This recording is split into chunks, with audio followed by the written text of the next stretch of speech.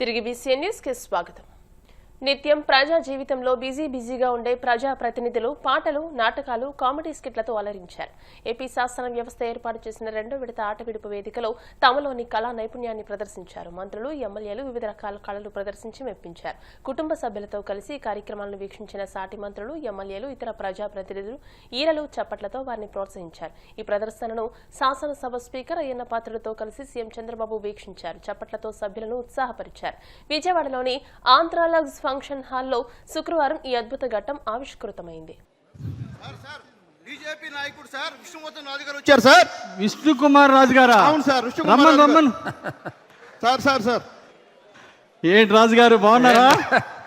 Chief గారు ఎలా ఉన్నారు? బాగున్నారు రాజు గారు, ఎలా ఉన్నారు? సార్ బాగున్నారు సార్. రండి రండి, కూర్చోండి.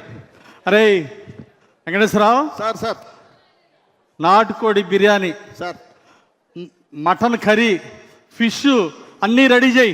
Okay sir. ముందుగా ఒక బ్లాక్ టీ పట్టరా. ఏ బాబు, బ్లాక్ టీ ఒకటే.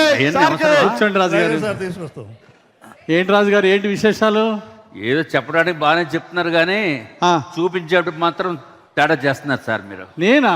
కూటమి ధర్మాన్ని పాటించట్లేదు మీరు. ఏంటి రాజు గారు ఇంత మాట అంటారు? కూటమి ధర్మాన్ని మేము బ్రహ్మాండంగా పాటిస్తాం. అసలు విషయం ఏమైందో చెప్పండి. ఏం చెప్తాం చెప్పమంటారా? చెప్పండి. మనసులో మాట చెప్పొచ్చా లేదా? బ్రహ్మాండంగా చెప్పండి రాజు గారు.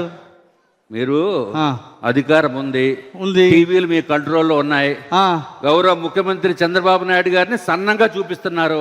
అయితే అట్లాగే పవన్ కళ్యాణ్ గారిని కూడా సన్నంగా చూపిస్తున్నారు. అవును, ఆయన సన్నగానే ఉన్నాడు. లోకేష్ బాబు గారిని కూడా సన్నంగా చూపిస్తున్నారు. అవును, ఈ మధ్య ఆయన మరీ స్మార్ట్ అయిపోయారు లోకేష్ గారు. ఆఖరికి అచ్చెన్నాయుడు గారిని కూడా సన్నగా చూపిస్తున్నారు. ఈ మధ్య అచ్చెన్నాయుడు గారు కూడా స్లిమ్ అయ్యారుగా. అయితే ఏంది రాజు గారు? అట్లా కాదు సార్, కూటమి ధర్మాన్ని పాటించాలి. మా జిల్లాలో గణబాబు గారిని సన్నంగా చూపిస్తున్నారు, పల్లా శ్రీనివాసుని సన్నంగా చూపిస్తున్నారు. అయితే ఏంటి రాజు గారు? నేను 6 ప్యాక్ బాడీ ఉండి స్లిమ్ గా ఉంటే నన్నేమో లావుగా చూపిస్తారా? అదే రాజు గారు, వాళ్ళు సన్నగా స్లిమ్ గా ఉన్నారు కాబట్టి సన్నగా చూపిస్తున్నాం. మరి మీరేమో అలా లేరు కదా. 6 ప్యాక్ బాడీ అండి. ఏంటి ఇది 6 ప్యాక్ బాడీయా? ఏది ఇటు తిరుగు. ఇది 6 ప్యాక్ బాడీ అంటండి. ఎవరు నమ్ముతారండి? ఇంతకీ ఆ 6 ప్యాక్ బాడీ ఎప్పుడు? 25 years బ్యాక్. ఓహో, 25 years బ్యాక్ అంటండి. మరి ఆ చికెన్లు, మటన్లు రాజులు కదా తమరు, అన్ని వేసేటప్పుడు ఇక్కడ అయింది రాజు గారు. ఇప్పుడు ఏం చేయమంటారు నన్ను కూడా మిగిలిన సీఎం గారి లాగా, పవన్ కళ్యాణ్ గారి లాగా, లోకేష్ బాబు గారి లాగా స్లిమ్ గా చూపించాలా? చూపించండి. అబ్బో, ఏ ఉంది కదా. ఎలా చూపించాలి రాజు గారు? ఆర్టిఫిషియల్ ఇంటెలిజెన్స్ కెమెరా మీ చేతుల్లో ఉన్నాయి. ఏమయ్య వెంకటేశ్వరరావు, ఆర్టిఫిషియల్ ఇంటెలిజెన్స్ పెట్టమంటున్నారా? సీఎం గారు చెప్పారు కదా సార్. అయ్యా, అది ఇందుకు కాదయ్యా చెప్పింది. ఇదిగో రాజు గారు, ఇది కష్టం కానీ నేను చిన్న సలహా ఇస్తాను సార్. మీ చేతుల్లో ఉంది కూటమి. చిన్న సలహా ఇస్తారా పాటించండి రాజుగారు? చిన్న సలహా ఇస్తారా? ఓ మాట వింటారా? చెప్పండి. వినండి. వాళ్ళంతా చంద్రబాబు గారు, పవన్ కళ్యాణ్ గారు, లోకేష్ గారు, వీళ్ళంతా డైట్ ఫాలో అవుతున్నారు, ఎక్సర్సైజ్ చేస్తున్నారు, మెడిటేషన్ చేస్తున్నారు. నా మాటను 6 నెలలు నువ్వు కూడా చెయ్యి. ఇదంతా 3 నెలలు చేశానండి. 6 నెలలు చేయి. 3 నెలలు చేస్తే 3 గ్రాములు తగ్గాను. అబ్బో, 3 నెలలకి 3 గ్రాములు తగ్గాడా రాజుగారు? చెప్పండి. ఇంకొంచెం వాళ్ళని ఆదర్శంగా తీసుకొని బాగా కసరత్తు చేయండి. 6 నెలల్లో మీరు స్లిమ్ అయిపోతారు. కొంచెం గట్టిగా డైట్ చేయండి రాజుగారు. డైట్, ఎక్సర్సైజ్ అంటే ఏలో తగ్గించి చూపించరా? అది అవ్వదు రాజుగారు, నా మాట ఏనండి. ఇదిగో మీకు మాయ మాటలు చెప్పడం, కూటమి ధర్మం పాటిస్తా, మీకు మాయ మాటలు నేను చెప్పలేను. ఏ ద్వారా అవ్వదు. దయచేసి 6 నెలలు కష్టపడితే మీరు అన్నట్టు 6 ప్యాక్ అవ్వచ్చు. 6 months టైం తర్వాత మీరు స్లిమ్ గా చూపించాలి నన్ను. మీరు స్లిమ్ అయితే స్లిమ్ గా చూపిద్దాం రాజుగారు. స్లిమ్ అయితే మీరు చూపించేదే ఉందండి. స్లిమ్ అయితే ఏం చూపిస్తారు? కేంద్ర ప్రభుత్వం కొత్తగా తీసుకొచ్చిన వీబీజీ రామ్జీ చట్టం ద్వారా 125 రోజుల పనిదినాల కల్పన ఉత్త అబద్దమని పీసీసీ అధ్యక్షురాలు షర్మిల ఆరోపించారు. ఈ చట్టంతో గ్రామ స్వరాజ్యం నాశనమవుతుందని అన్నారు. కృష్ణా జిల్లా అవనిగడ్డ, గుడ్లవల్లేరు మండలం కౌతవరం గ్రామాల్లో ఆమె ఉపాధి హామీ చట్టం పరిరక్షణ యాత్ర చేపట్టి ప్రజలను ఉద్దేశించి మాట్లాడారు. కాంగ్రెస్ తెచ్చిన ఉపాధి హామీ చట్టంతో గ్రామ సభలు నిర్వహించి గ్రామానికి ఏం పనులు కావాలో గుర్తించేవారని అన్నారు. దాన్ని రద్దు చేసి బీజేపీ తెచ్చిన కొత్త చట్టంతో పనిదినాలు తగ్గిపోనున్నాయని, వలసలు పెరిగే అవకాశం ఉందని ఆందోళన వ్యక్తం చేశారు. ఎలా ఉండాలి? Most simple answer Rajasekhara Reddy లాగా ఉండాలి. రాజశేఖర రెడ్డి గారు 5 సంవత్సరాలు మాత్రమే ముఖ్యమంత్రిగా ఉన్నారు. 5 ఏళ్లలో ఏ పథకం చేసినా అద్భుతంగా అమలు చేసి చూపాడు రాజశేఖర రెడ్డి గారు. ఇందాక ఈ రైతన్న అంటున్నాడే, ఇలాంటి రైతన్నలు ఎంతో మంది నెత్తిన పెట్టుకున్నాడు రాజశేఖర రెడ్డి గారు. ముఖ్యమంత్రి అయిన వెంటనే మొట్టమొదటి సంతకం ఉచిత విద్యుత్ మీద చేశాడు రాజశేఖర రెడ్డి గారు. ఆ తర్వాత రైతులకు రుణమాఫీ అయితేనేమి, సబ్సిడీలు అయితేనేమి, బీమా అయితేనేమి, గిట్టుబాటు ధర అయితేనేమి, ఇలా 1 కాదు 2 కాదు, రైతుకు ఏ కష్టం ఎప్పుడు వస్తే అక్కడ రాజశేఖర రెడ్డి గారు నేనున్నానని ప్రత్యక్షమయ్యి ఆ సమస్యని పరిష్కరించాడు రాజశేఖర రెడ్డి గారు. అలా అని పేదవాళ్ళనేమి చిన్న చూపు చూడలేదు రాజశేఖర రెడ్డి గారు. పేదవాళ్ళందరినీ తమ గుండెల్లో పెట్టుకుని చూసుకున్నాడు రాజశేఖర రెడ్డి గారు. రాజశేఖర రెడ్డి గారు ఆలోచన చేసే విధానమే చాలా పవిత్రంగా ఉండేది.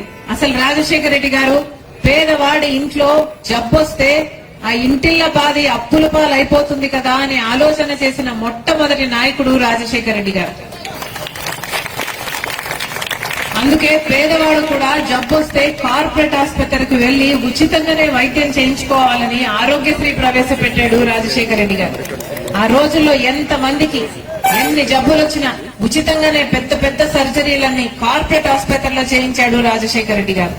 అలాగే పేద బిడ్డలు చదువుకోవడానికి, అసలు పేద బిడ్డలు చదువుకోకపోతే ఆ కుటుంబాలు ఎప్పుడూ పేదరికం నుంచి పైకి రావు అని రాజశేఖర రెడ్డి గారు పెద్ద మనసుతో ఆలోచన చేశాడు. కాబట్టి పేరింటి బిడ్డలు కూడా గొప్ప చదువులు చదువుకోవాలి అని, అది కూడా ఉచితంగా చదువుకోవాలని ఫీజు రియంబర్స్మెంట్ ప్రవేశపెడితే ఎంతమంది పేద బిడ్డలు డాక్టర్లు, ఇంజనీర్లు, ఎంబీఏలు, ఎంసీఏలు ఉచితంగానే పైసా ఖర్చు లేకుండానే చదువుకున్నారు. ఈ రోజు వరకు కూడా మంచి మంచి ఉద్యోగాలు చేసుకుంటున్నారు. అలాగే లక్షల మందికి ఇందిరమ్మ ఇల్లు అయితేనేమి, పావలా వడ్డీకే మహిళలకు రుణాలు అయితేనేమి, 108 అయితేనేమి, ఇలాంటి ఎన్నో అద్భుతమైన పథకాలు అద్భుతంగా అమలు చేశాడు రాజశేఖర రెడ్డి గారు.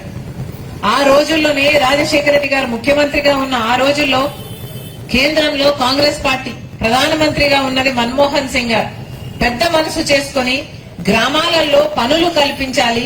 ఎందుకంటే గ్రామస్తులకు గ్రామాలలో పేదరికంలో ఉన్న వాళ్ళకి చేసుకోవడానికి సరిగ్గా పని లేదు. దానివల్ల వలసలు పోతున్నారు. కుటుంబాలను, భార్యలను వదిలేసి వలసలు పోవాల్సిన పరిస్థితి వచ్చింది. కాబట్టి గ్రామాలలోనే పని కల్పించాలి అని సదుద్దేశంతో మొదలుపెట్టిన పథకమే ఉపాధి హామీ పని, కరువు పని. అంటే ప్రతి గ్రామంలో ఉపాధి హామీ పని కల్పిస్తే గ్రామంలో ఉన్న వాళ్ళు కొన్ని రోజులైనా సరే అక్కడ పని చేసుకోగలరు. తద్వారా వలసలు తగ్గుతాయి. తద్వారా ఆ కుటుంబాలు ఆకలి చావులు కాకుండా వాళ్ళకు కూడా కుటుంబాలకి ఆసరాగా నిలబడాలి అన్నది కాంగ్రెస్ పార్టీ మంచి ఉద్దేశంతో మహాత్మా గాంధీ గారి పేరు పెట్టి మొదలు పెట్టిన పథకమే ఉపాధి హామీ. అంటే ఉపాధి కూడా ఒక హామీలాగా ఇచ్చారు. నెల్లూరు జిల్లా గూడూరు గాంధీనగర్ పరిధిలోని టిట్కో నివాస గృహాల్లో పోలీసులు కార్డన్ సర్చ్ నిర్వహించారు. ఇన్ఛార్జ్ డీఎస్పీ గిరిధర్ ఆధ్వర్యంలో పోలీసులు తెల్లవారుజామున సోదాలు నిర్వహించారు. సరైన ధృవీకరణ పత్రాలు లేని 4 ద్విచక్ర వాహనాలను స్వాధీనం చేసుకున్నారు. ఈ సందర్భంగా డీఎస్పీ మాట్లాడుతూ అసాంఘిక కార్యకలాపాలపై పోలీసులకు సమాచారం ఇవ్వాలని సూచించారు. ఈగల్ టీం పనితీరుపై ప్రజలు అవగాహన కలిగి ఉండాలని అన్నారు. అనుమానిత వ్యక్తుల సమాచారాన్ని 1972 నెంబర్కు సమాచారం ఇవ్వాలని స్థానికులకు సూచించారు. మార్చి 7వ తారీఖు ఈ గూడూరు పట్టణంలో ఉదయం 6 గంటల నుంచి 8 గంటల వరకు ఆపరేషన్ భద్రప్రహార్లో భాగంగా మా డీజీపీ గారి హరీష్ కుమార్ గుప్తా గారి ఆధ్వర్యంలో, ఈగిల్ సంస్థ యొక్క ఐజీ గారి ఆధ్వర్యంలో మన జిల్లా పోలీస్ యంత్రాంగం ఈరోజు గూడూరు పట్టణంలో శివార్లో ఉన్న ఈ టిట్కో హౌస్లో కార్డన్ సెర్చ్ ప్రోగ్రామ్ అనే ఒక కార్యక్రమం, 70 మంది పోలీసులు ఆఫీసర్స్ మెన్ ద్వారా ప్రతి ఇల్లు కూడా సోదా చేయడము, ఈ మొత్తం ఏరియా మొత్తం కార్డన్ చేసి సెర్చ్ చేయడం జరిగింది. అంతేకాకుండా ఇక్కడ వీళ్ళకి ఒక చిన్న అవగాహన ప్రోగ్రాం కూడా పెట్టాము. ఈ డ్రగ్స్, ఈ గాంజా యొక్క వినియోగం ఎట్లా దూరంగా ఉండాలి, దీని వల్ల వచ్చే దుష్పరిమాణాలు ఎట్లా ఉంటాయని చెప్పేసి వీళ్ళందరికీ కూడా ఒక చిన్న అవగాహన ప్రోగ్రాం జరిగింది. దీంట్లో ఒక దాదాపు ఒక 4 లైసెన్స్ లేని వాహనాలు కూడా సీజ్ చేయడం జరిగింది. తర్వాత ఇన్వెస్టిగేషన్లో ఎవరో దానికి తగిన సంబంధిత డాక్యుమెంట్ తీసుకొస్తే అది రిలీజ్ చేస్తాము. సో ఈ విధంగా ఒక 70 మంది పోలీసుతో కార్డన్ సెర్చ్ ప్రోగ్రాం జరిగింది. ఈ మంచి ఒక ఆపరేషన్ భద్రప్రహారం భాగంగా ఈ కార్యక్రమం చేయడం జరిగిందని మీ అందరికీ. కలియుగ ప్రత్యక్ష దైవం తిరుమల శ్రీ వెంకటేశ్వర స్వామివారిని తెలంగాణ జాగృతి అధ్యక్షులు కవిత దర్శించుకున్నారు. వీఐపీ విరామ దర్శన సమయంలో స్వామివారి సేవలో పాల్గొని మొక్కులు చెల్లించుకున్నారు. దర్శనానంతరం వీరికి రంగనాయకుల మండపంలో వేద పండితులు వేద ఆశీర్వచనం అందించగా ఆలయ అధికారులు స్వామివారి తీర్థ ప్రసాదాలు అందజేసి పట్టు వస్త్రంతో సత్కరించారు. ఈ సందర్భంగా కవిత మాట్లాడుతూ ఢిల్లీ మద్యం కేసులో కోర్టు క్లీన్ చిట్ ఇవ్వడంతో శ్రీవారికి మొక్కులు చెల్లించుకునేందుకు కాలినడకన వచ్చానని అన్నారు. త్వరలోనే తెలంగాణలో రాజకీయ పార్టీ స్థాపించనున్నట్టు వెల్లడించారు. నేను గత 4 సంవత్సరాలుగా పడుతున్నటువంటి మనోవేదన ఆ స్వామివారి దయ వల్ల మరి కంప్లీట్గా నేను ఏదైతే చెప్తూ వచ్చానో సత్యం నా వైపు ఉంది, న్యాయం నా వైపు ఉంది, భగవంతుడు నా వైపు ఉన్నాడని చెప్తూ వచ్చాను. అదే నిజమని రుజువు చేస్తూ కంప్లీట్గా కోర్టులో మరి క్లీన్ చీట్ రావడంతో స్వామివారికి కాలినడకన వచ్చి మొక్కు చెల్లించుకుంటానని అనుకున్నాను. దానికోసం ఇవాళ ఇక్కడికి రావడం జరిగింది. నిన్న కాలినడకన కొండకెక్కి ఈరోజు పొద్దున్నే స్వామివారి దర్శనం చేసుకోవడం జరిగింది. మరి అదేవిధంగా రాబోయే రోజులలో తెలంగాణ రాష్ట్రంలో తెలంగాణ ప్రజల పక్షాన తెలంగాణ ఇంటి పార్టీగా పనిచేయడానికి ఫ్యూచర్లో పొలిటికల్ పార్టీని కూడా పెట్టబోతా ఉన్నాను. కాబట్టి దానికి కూడా ఖచ్చితంగా స్వామివారి ఆశీస్సులు ఉంటాయి, దయ ఉండాలని చెప్పి కోరుకొని మరి వాళ్ళు దర్శనం చేసుకోవడం జరిగింది.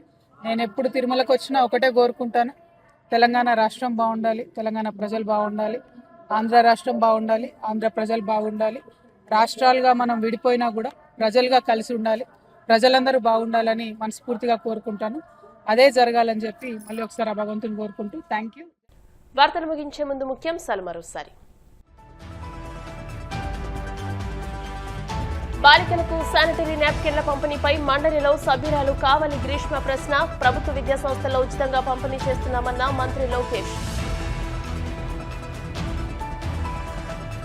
ప్రపంచ స్థాయి వినోద సౌకర్యాలు థీమ్ పార్కుల ఏర్పాటుకు కూటమి ప్రభుత్వం పూర్తి సహకారం అందిస్తుంది. పర్యాటక శాఖ మంత్రి కందుల దుర్గేష్ స్పష్టీకరణ.